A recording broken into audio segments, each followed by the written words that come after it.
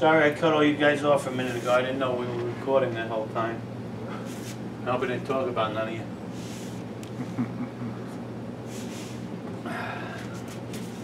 Okay. So does anybody got any questions on the first 7 steps? Anything you want to talk about?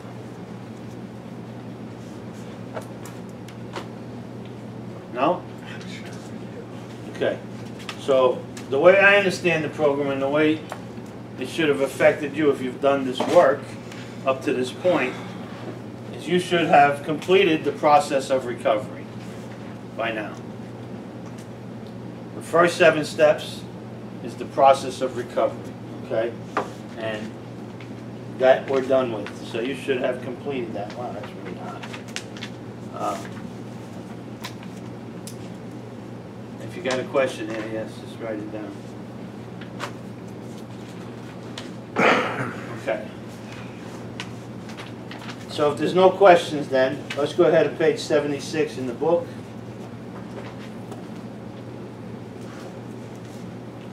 And the 3rd paragraph is where we're at. It says, come on in, Melissa. We're on page 76. Now we need more action, without which we find that faith without works is dead. Let's look at steps 8 and 9. And you notice that they clump them together, 8 and 9. Okay. We have a list of all the persons we have harmed and to whom we are willing to make amends. We made it when we took inventory. So there's an important note right there.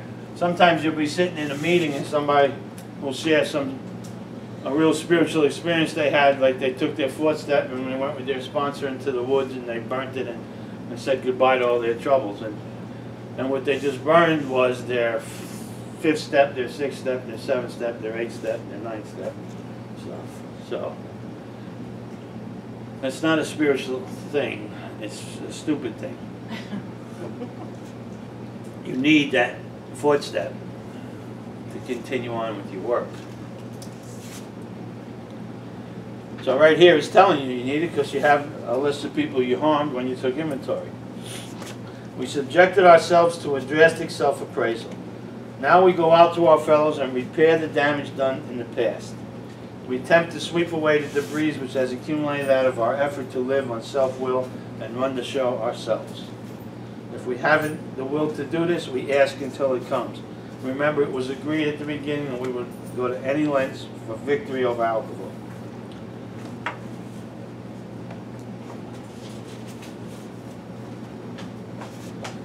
And what we're doing now is the last actions that we're going to take before the promises are going to start to get fulfilled in our life. So that's important stuff. So let's talk about the 8th step for a minute. Let's look what it says on page 59.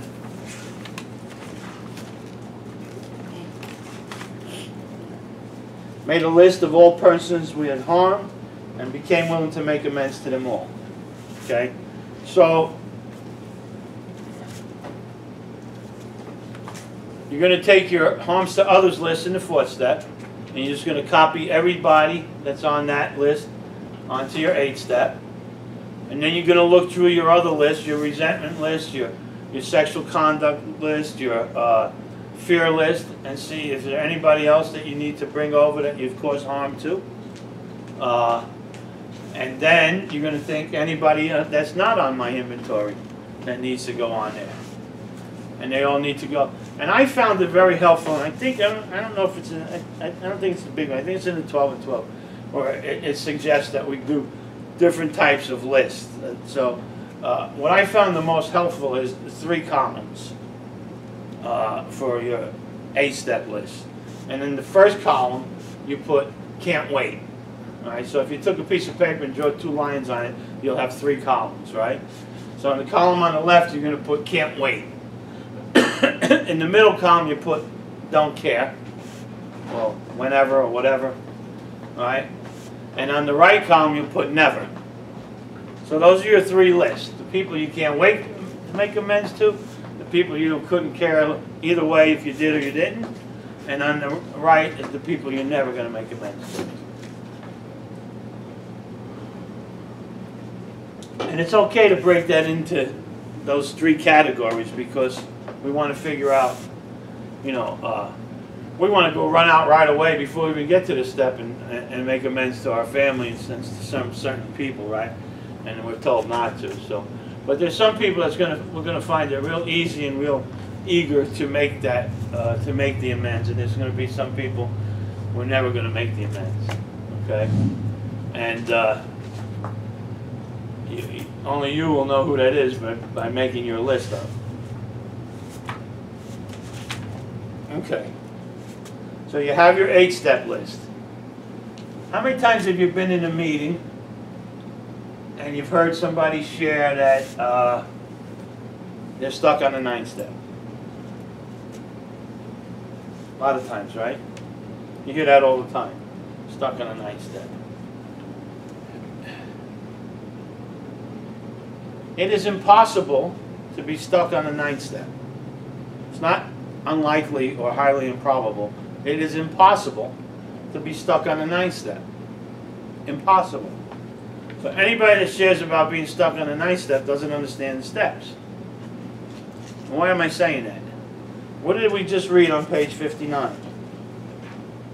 Became willing. The 8th step says, made a list of all persons we had harmed and became willing to make amends to them all. So the willingness doesn't come in the 9th step, it comes in the 8th step. Right? So I get to the point that I'm willing, and the only thing that happens in the 9th step is I actually do it. I do it or I don't get the chance to do it yet. Wherever possible. So for somebody to say, I mean, I'm willing, it's just, and then they don't. They're kind of lying to themselves, are they not? You're not willing. Say that again. Well, I mean, because I work with women and I hear this a lot. I mean, I'm willing to make this amends. I just, man, I don't know. I just haven't done it yet. Okay. So what does the 9th step say? What did you just say, Scott? Wherever possible. What did you say? Wherever possible. Okay. Did you hear what he said? Right. Wherever possible. It does not say whenever possible. The 9th step doesn't say made direct amends, blah, blah, blah, whenever possible. It doesn't say that. It says wherever possible. So wherever is wherever you're at, right? If you're not at the point where you're ready to make the amends, you're not on the 9th step, you're on the 8th step. Right. So what we do then, when we got somebody like that, we go back and we look at the 4th step again where that person or persons are involved in that they don't want to make amends to. And, and we look at their part in it. And then we talk about, you know, your willingness to go to any lengths for victory over alcohol. That's what the book just said, right? So if I'm willing to go to any lengths for victory over alcohol, then I'm willing to make amends to anybody. I share this story with everybody. It's very personal, but I share it with you anyway. I don't want to go into a long, drawn-out thing, but let me just give you some background to the story before I give you the story. There was a guy named Frankie in my neighborhood. And I'm going to go back many, many years ago to the 1970s. He used to sell cocaine, which was very expensive in the 1970s. And he had 2 partners. There were 2 brothers. They were his partners. And the brothers got busted selling cocaine and went to prison. And Frankie never gave the lawyer 10 cents to help them, never accepted their call from the jail, just turned his back on them. Real piece of shit, right? I knew that story, I knew it was happening there. And I thought, it was a real piece of crap this guy is.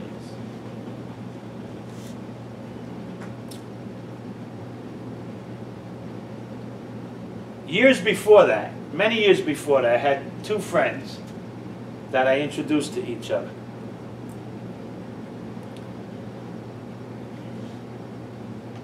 They were doing some deals, whatever they were doing. They got into an argument in the basement of one of the guys who owned the deli. And in the basement of the deli, he killed the other guy. And not realizing what he was doing, he wrapped him up in an apron that had the name of the deli on it, threw him in the trunk of the car, drove upstate New York, and dumped him on the side of the road. And when they found the body, they unrolled the apron and they went in and they arrested Butch, right?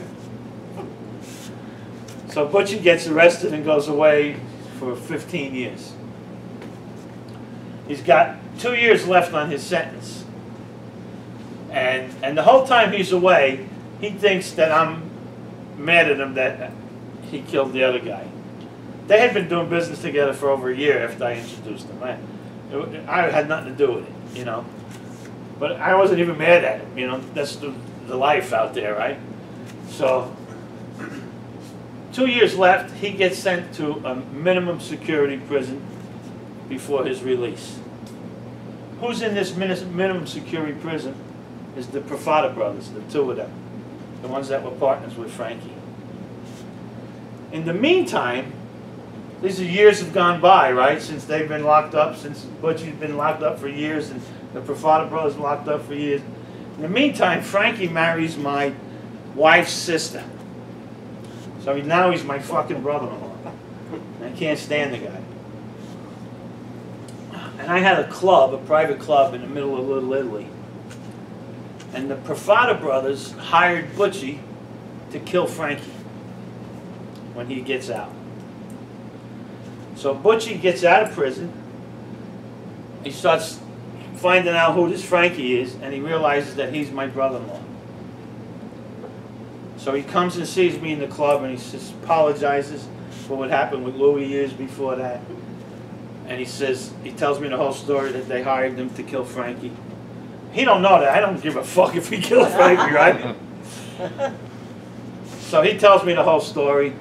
Frankie never sent them any money, took all their money, did that. So I said, how much does he owe them? And he said, at least $20,000. So I said, all right. So I get on the phone, I call Frankie, tell him to come down to the club.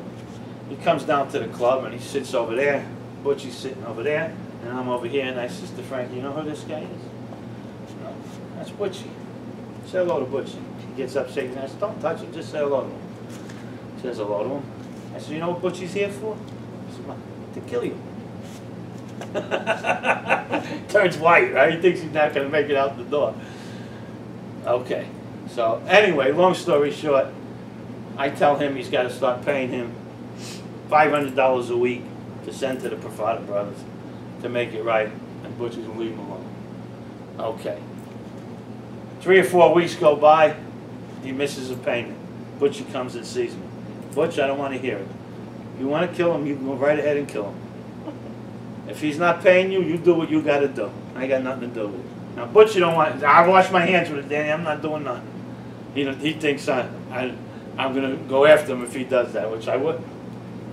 Anyway, so I saved the guy's life, right? He'd be dead if it weren't for me. New York City had a law that if you got caught with a gun, you did a year in Rikers Island. I got caught with a gun. I'm doing a year in Rikers Island. I call my house one day. I'm there for a couple of months.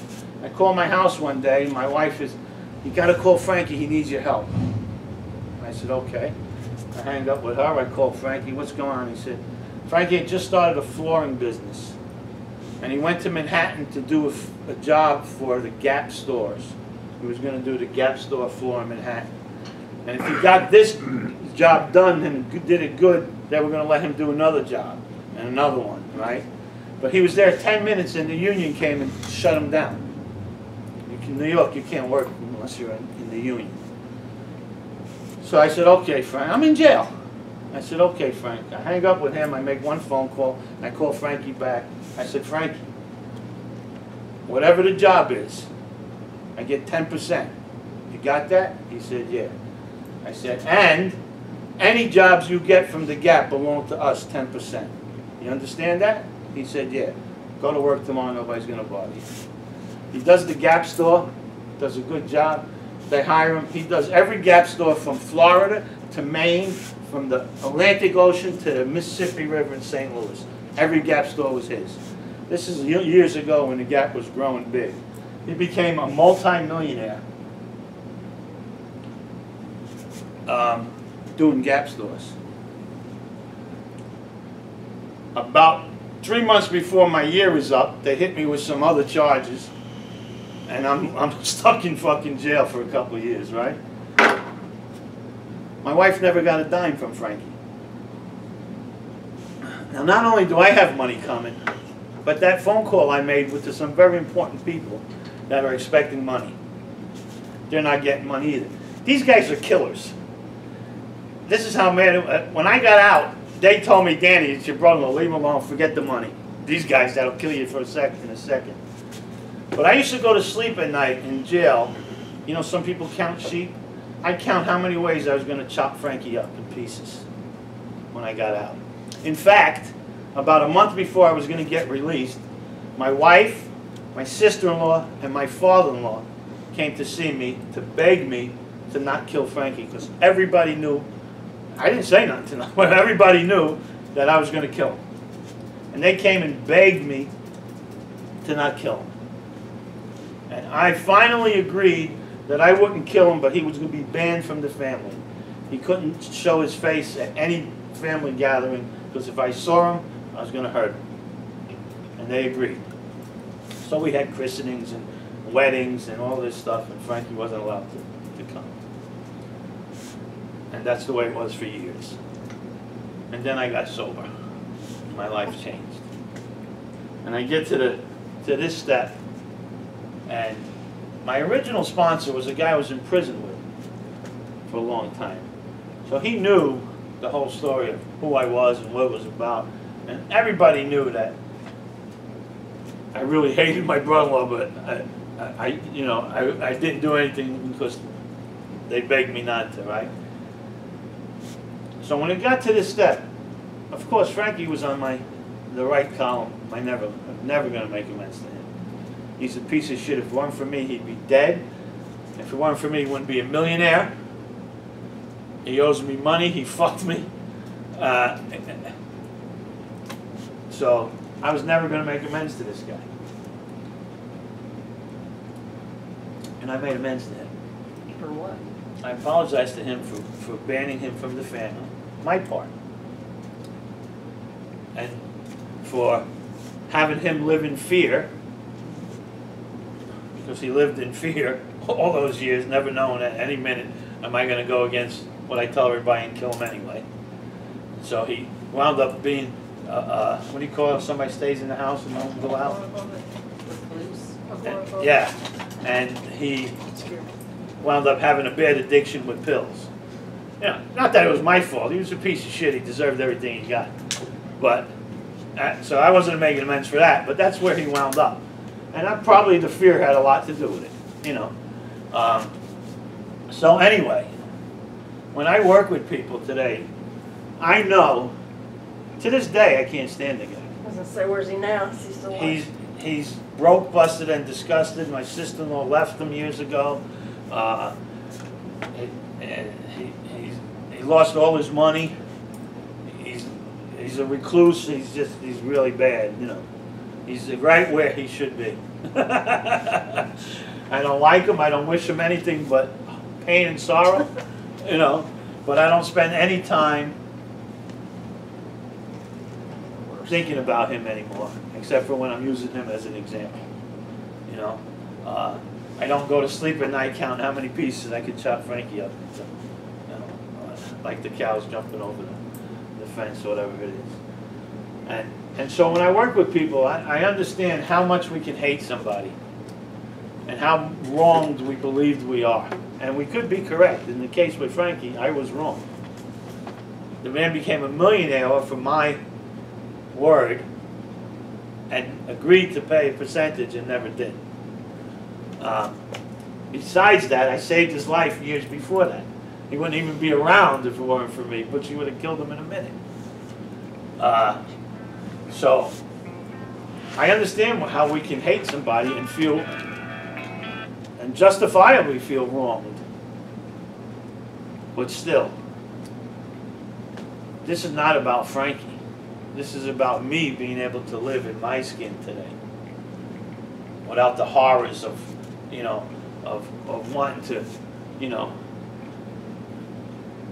hating somebody makes me less than. And that's just what I understand from recovery today.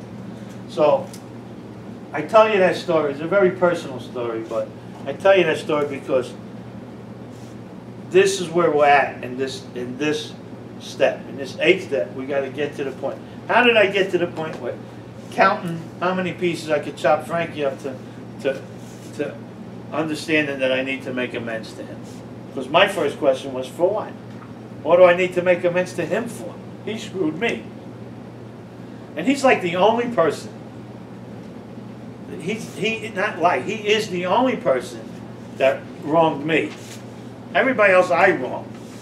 Nobody else did that to me because I would have killed him. If it wasn't family, I would have killed him.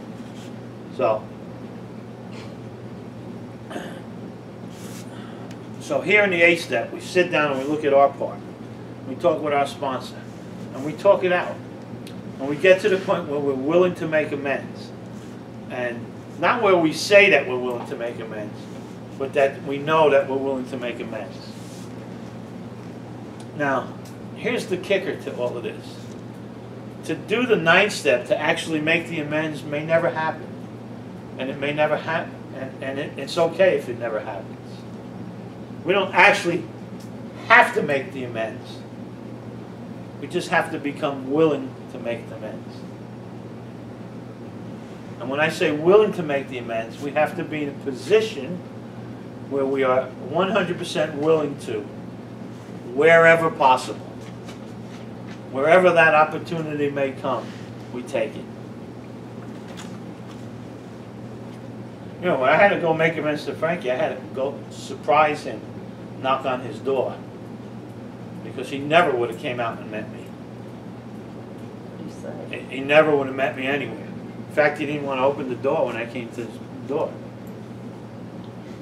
So, but wherever possible. Okay, so that's what we're going to work on in the 8th step. We're going to work on becoming willing. That's the whole part of step 8, is to become willing.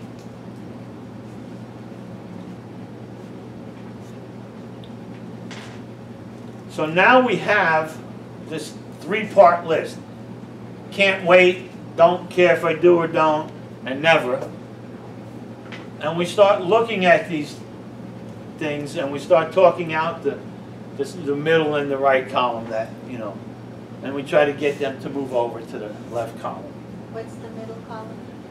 You know, people title it whatever you want. Can't, don't care. Can't wait, don't care, never. Okay. Yeah, don't care if I do or don't, you know, indifferent about it, you know, whatever you want to title it. It's just, you know, I don't care if I make amends or not, you know. It's not that I'll never make amends and I'm not excited to make the amends. It's somewhere in between there. But the idea is to get everybody into the left-hand column. And I found it very useful to use index cards. Well, what do we do with an index card? This is not in the big book. This is just an example out of experience that makes it easier to do your amends. Take an index card and you put the person's name or the institution or the principal or whatever it is on the one side of the card. On the other side of the card, what is it you're going to make amends for? And what are you going to say?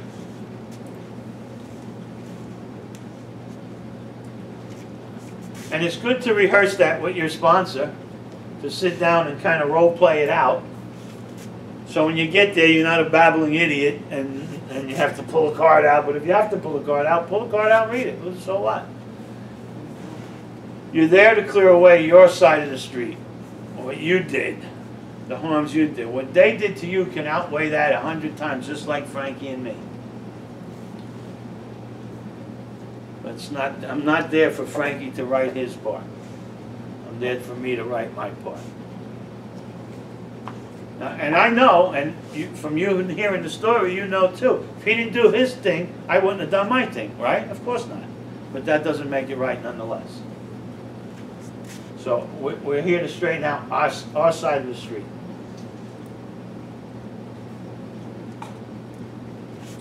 So on the index card, I have who it is, what I'm making amends for, and what I'm going to say to them. And it's always a good idea. Okay, it's always a good idea to put on there at the end of whatever you say, ask the person or the institution, whatever it may be, how can I make this right? That's a good thing to throw in there. How can I make this right?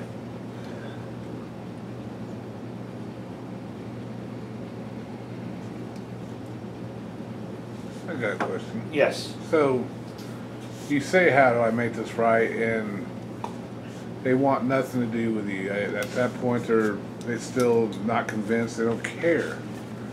And they tell you to get the hell out of their face. What do you do then? So I've heard other people say, if you owe them money, you now donate it to charity, or, I mean, because they say an amends got to hurt.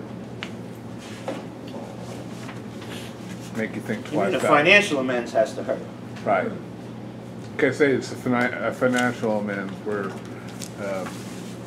you cheated someone out of some money. It was a friend at one point, and they, you go back, try to make it right. They want nothing, just get the hell out of my face. I don't want anything to do with you ever again. Yeah, it's a very common question what you're asking. I'm not trying to dodge it. We're not quite at 9 yet. Okay. And we'll definitely get into that much more deeply. But just so you know, when we start talking about 9, which we're almost there, there's two types of direct amends, because the book says direct amends. Number 1 is eyeball to eyeball, and number 2 is equal restitution. You might want to write that down. Eyeball to eyeball and equal restitution. Those are the 2 types of direct amends that there are. Okay? Well, so I will definitely cover that. Because it's so common that, but when you say it should hurt, an amends shouldn't hurt. A financial amends may hurt. Well, I mean, like, make you think about doing it ever again, kind of, you shouldn't, not like trying to hurt yourself, but at the same time, if you owe someone money and you cheated them out of money and you don't pay them back, then you haven't made the amends, Right. You don't, when a financial amends, you don't go to somebody to make amends until you're ready to start making financial amends. Now, you've got financial amends that you can't make if I don't have money. It's not that I don't want to, it's not that I'm not willing to. If I don't have money, can't do it. Right? So you have to have money to make financial amends. Now, when you have money and you owe somebody money, it's not okay for me to take a vacation if I owe you $3,000. It's not okay for me to go out and buy a new car if I owe you $4,000. No. Not okay for me to do these things if I owe somebody money. I need to pay them first. So I have to forego my own desires in order to make right something that, and a lot of financial amends are not intentional, but nonetheless, they're still financial amends. So that's the respect where it hurts, is I have to deny myself something I think I should have, I deserve, or need to get. I have to have it, We're kind of like that, people, I guess. Everything that we want, we have to have it, right? We think, whatever it is that I want, I have to have it. Or it's a God thing that I get it. No, it's not. No. It's a greed thing. So, and that's what changes the direct amends, the financial part of it.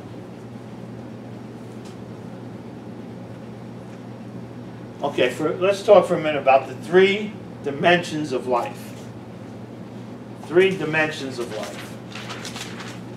We've talked about the 3 basic instincts of life. We've talked about the 4 absolutes. We talked about all kinds of different things. These are the 3 dimensions of life. They're not in any particular order. But the first one is the dimension of the spirit. Okay? And what that means is that God dwells in all of us. So we're going to have to live with God whether we like it or not.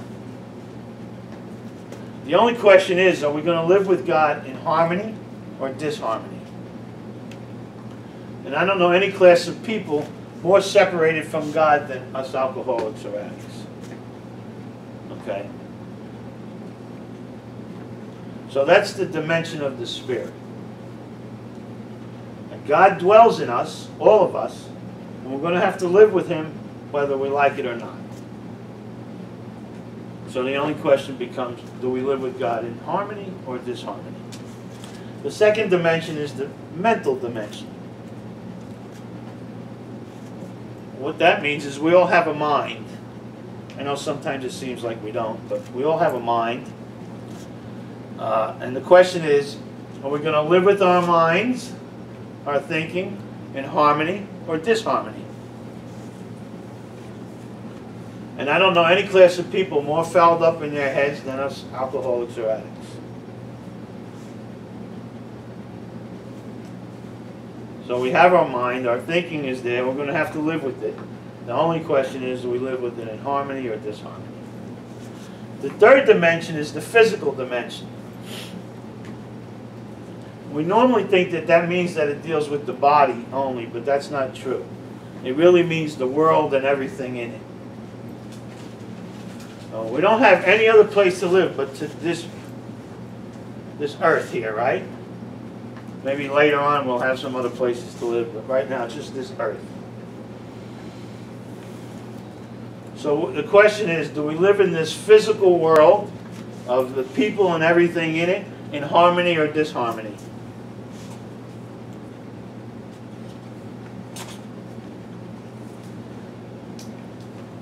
And I don't know any class of people that's become more screwed up with in relationships to the world and the people in it than us alcoholics or addicts. Thank you. Appreciate it. So these steps are designed for living that put us back together in all 3 dimensions as God intended in the first place. Okay?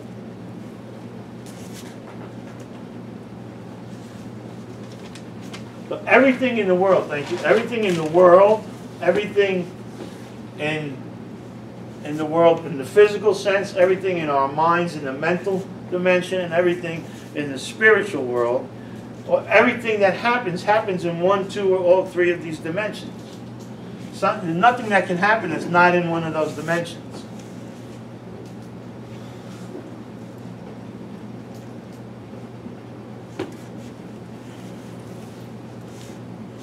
So what we're going to start doing from here on in is we're going to start carrying out the decision that we made in the 3rd step by the way we're living.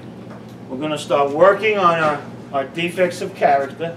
We're going to start working on 6 and 7, right? And we're not going to stop doing that. As we get our list ready on the 8th step and start making amends. So at this point, we're starting to work all the steps, okay? We may take a moment to work this one step and then take a moment to work this next step, but we're actually doing them all. We're not stopping after 6 and 7 to finish 6 and 7 before we go to 8 and 9. We're not stopping 8 and 9. We're not going to 10 till we finish 8 and 9. We're not going to do that. We're going to work all of these steps. We're just going to keep moving on now, okay? So that's the important thing.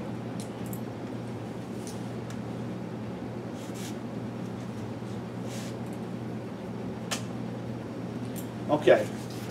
So anybody got any questions on the 8th step? Any questions on the 8th step?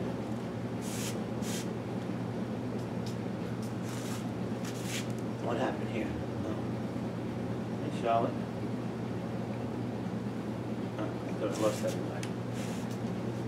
Nobody got any questions? Anybody got any questions on the 8th step? No? So we're going to make a list. We're going to divide our list into categories that make it easier for us to understand. We're going to take index cards and write the name of the person and what the amends is and what we're going to say to them. So the next 5 or 6 pages or 4 or 5 pages in the big book is all about how we're going to make amends and the different types of amends that we're going to run into that were there. And it covers everything. It doesn't miss anything.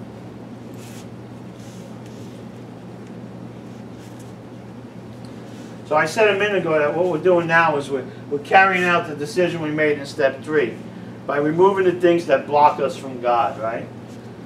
Resentment, fear, guilt, remorse, our grosser handicaps, that we got to get rid of that stuff. Our resentment turns our lives over, our resentment turns our life into turmoil, so we get rid of that. Our fears dominate us. Guilt, shame, remorse control us. God cannot control our minds when we allow these things to do that. So we pray for the willingness until it comes. And one of the important things you need to understand is we're not making amends to make everything okay. That's not the purpose of making amends. Okay? We're doing this for our own recovery to clear up our wreckage of the past. It's not about making everything okay. Things may never be okay between you and the people you're making amends to. The result of that is none of my business. I worked with people over the years and I thought they'll never make that amends. And I'm telling you, I've seen some of you guys make the most amazing amends that I thought to myself numerous times, I could never do that. I would never be able to do that. But then I go back and I say, hey, I made amends to Frankie. If I did that, I could do anything. But I don't know about doing that. I don't know if I can swallow my pride and get that humility and do that. So I've worked with you people, and I've seen you people do amazing things when it comes to amends. You have amazed me throughout the years on what you're willing to do. And I salute you guys for that, because it's real. And this is where the rubber meets the road here. This is the stuff that really frees you, okay? So again, we don't make amends to make everything okay. We just make amends to clear up the harm we've done. I don't know why I have a note here about the self-centered guy at the football game. It's a little joke. You ever heard that joke?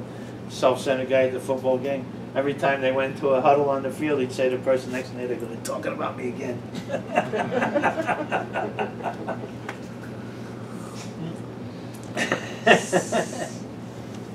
All right. So step 9 tells us the kinds of amends that we're going to make. And again, we'll go back to the step. Made direct amends to such people wherever possible, except when to do so would injure them or others. Now, so rule number 1, you're not another. You are not another. Okay?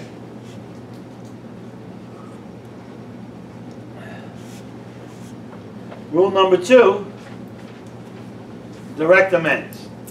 And we already talked about the 2 types of direct amends. 1, eyeball to eyeball. 2, equal restitution.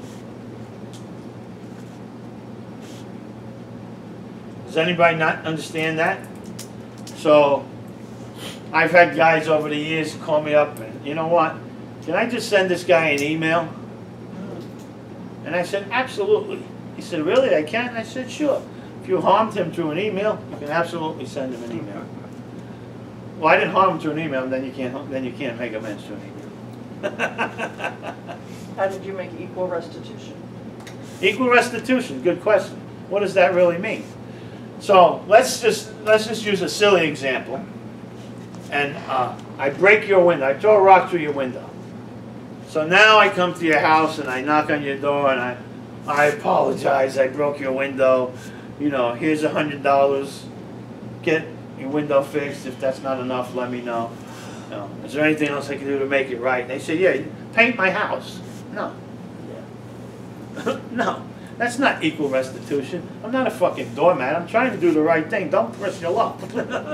Oh, we don't say that part. We don't? No, we don't say that part. I get carried away then. Don't say that part. You got a skirt on. So, but equal restitution is, right? If I broke your window, I'm going to apologize. I'm going to repair your window or pay to get it fixed, but I'm not going to paint your house. That's not equal restitution. Okay? That's you taking advantage of me because I'm trying to do the right thing. So, does that make sense? Well, sure, I'm breaking your window. Yeah. So, you need another example? Equal restitution? You do the harm that you can't make right. Like what? Example. I killed your dog. I don't know, what do you say? You kill my The dog. guys you cut it, when you cut it Frankie or whatever, if you had it, or something like that, how do you make equal restitution of that? If you kill my dog? Yeah, I can't replace your dog. That's horrible. I don't even know, I don't even know what to talk. Well, that's, no, I don't know what kind of example I just. Well, started. okay. The That's a last hard one, the last one. I got a personal one that, okay, so when I was a kid, when I was a teenager, I would, this sucks, but I'd be driving down the road, me and my friends, and we'd buy a Big Gulp, and I would literally just throw a Big Gulp on people. Throw a what? A Big Gulp. A full Big Gulp at 115 degrees in Las Just spray the Vegas. hookers on Lincoln So how do Boulevard. you, I mean, there's people going to school, they were going to work, they were just walking down the street. You know, how do you, I feel remorse for it, but how, I know. You never get a Big Gulp again. Well, My neighbor, he got intoxicated and ran over a small child. oh, There you go. yeah. How would you make restitution for that? Yeah, so, okay. So, let's get back down to earth for a minute, okay? So, we've all done stupid, silly, tragic things, whether intentional or unintentional. You know, the graveyard is full of people that the person that killed them didn't mean to kill them. But And he was nonetheless, under the influence too, so. yeah, nonetheless, they're dead, right? So whether it's intentional or unintentional, we've all done stupid, silly, and tragic, horrific things. All of us. Okay? Some things we are never going to be able to make right, but we can do two things. We can not repeat that action and truly apologize for it, own up to it and apologize for it, and we can do the next right thing. What is the next right thing? What is the next right thing in that case where your neighbor ran over and killed the kid? And stay sober. Stay sober and dedicate your time to, I think that's too selfish. I think he needs to dedicate his time in children's hospitals where kids are crippled and ruined and hurting. And that's what I'd send his ass if I was his sponsor. He still drinks. And where I would send your ass is, I would send your ass to have somebody dump some big gulps all over you, and then you going out and doing the next right thing to, first of all, not stopping that silly behavior, right? And doing what's the next right thing in that case? You know, maybe talking to strangers that you don't know and you know, and sharing some experience, strength, and hope with people that are hurt. I don't know. If you killed my dog, I have to have somebody else work with me. I didn't kill it, I mean, I'm a big dog. But yeah, that's not, I'm just thinking there's things. That's fucking crossing the line. You know? Sure, My do. neighbor- You killed a person, I can deal with you. You killed my dog, I can't do it. Yeah, My I'm neighbor pretty much ran that way. over a kid, work at a hospital, he ran over Nah. his dog, it's over. Oh, dude, But that's my- what I was afraid he was gonna say. That My he was point worried. is, when we're talking about equal restitution, we're talking about your amends being on par with what you've done. Okay? On par with what you've done. Some things are so horrific, they can't be undone. Some things are so silly and so old, they can't be undone. But there's still an equal restitution there. They're still changing my behavior. They're still reaching out, trying to help other people. And so an equal restitution for your neighbor would be, like I said, in the ditches, working with kids that have been crippled or by accidents and stuff like that, and let him dedicate his time for something like that. Anything less than that to me is not equal restitution for him. You know, yours is lots of ways you can help things. So here, let me just give you an example financially. Okay, so I spent my entire life, starting from 12 years old to when I crawled into the rooms of Alcoholics Anonymous at 32 years old. Or 33. I can't remember when I was 32. I saw when I was 32, but quickly turned 33. So, and in that span of time, I never worked a day in my life. And I lived very well. I made a living on the streets, plotting and planning and stealing and doing things. In fact, in the late 70s and early 80s, we had a 4 or 5 year run that we made literally hundreds and hundreds of millions of dollars. Not just me. There's a whole bunch of us. And because of us, they put the,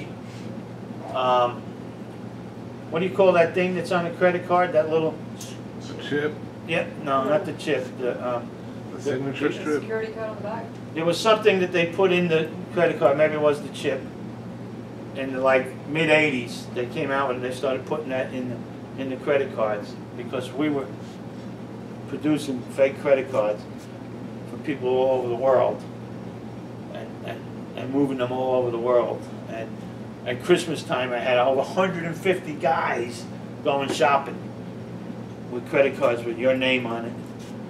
And you wouldn't report yours stolen because yours is in your pocket. But we had a fake one with your name and everything on it. And we made the cards and we printed the cards. And we destroyed the economy, the banks with that. And we had a 5-year run doing that. So I never made a legitimate dollar in my life till I got sober. I was 2 years sober before I had a job ever in my life. So every day we plotted and planned. So what the point that I'm trying to get to is that I've got so many victims out there that I've never even met, that I don't know, that basically we really wouldn't physically hurt anybody that wasn't in our world, but the repercussions of hurting somebody in our world went over 10 times, you know, to other people. But if you cross that line, you're open game. But then, you know, society on the whole, banks and insurance companies and all that, open game, right? And who winds up paying for that? Every fucking citizen. So how do I make amends? I'm sober now. How am I going to make amends to society that I've raped for 20 years? I just completely raped society for 20 years or more. How do I make amends for that? Well, I spent the first 10 years of my sobriety making anonymous donations financially to different people, places, and things. And untold amounts of money in that bank. I still had money when I got sober, in spite of all the the way I was living. I still had money, fucking bags of money. So, and more money then than I have today. Almost 30 years later, sober, I don't have nearly as much money as I used to have. But that's the, you know, the question there is, how do I make that right? Well, the living amends. You know, I have no idea the people that were victimized by my actions or the actions that people worked for me did. I had a crew of guys that went out every day destroying society. Who knows what they did? So we have no idea so how you rectify that? You make a living amends. Okay. So there's not a thing that you can say you've done to harm somebody that we don't have a way to make amends for that. That's my point. Okay. Equal restitution is what we're shooting for. Whether that happens or not, I don't know. You know, sometimes it can't.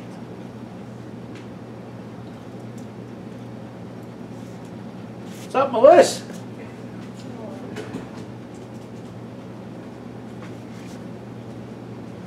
So, one thing we got to remember is that from the third step on, God is with us.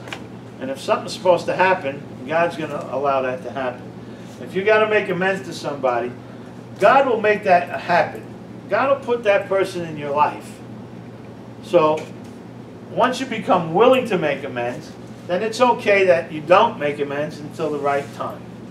And you decide that with your sponsor, okay, when the right time is, okay? So, we used to have a guy come here for years. He'd come here, and he was originally, I think, from Kansas City or something.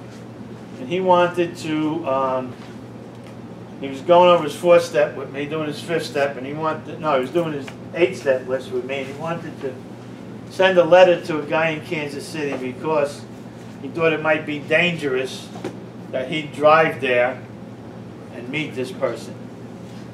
So he wanted to send him a letter. And I said that wasn't acceptable. And I explained to him what direct amends is, eyeball to eyeball. And he said, well, it might not be healthy for me. I said, then don't do it. I said, but if you want to do it, take somebody in the rooms with you, get in the car and drive to Kansas City and go approach the person. You see, there's a great deal of humility when you look that person in the eye and you tell them, this is what I did to you.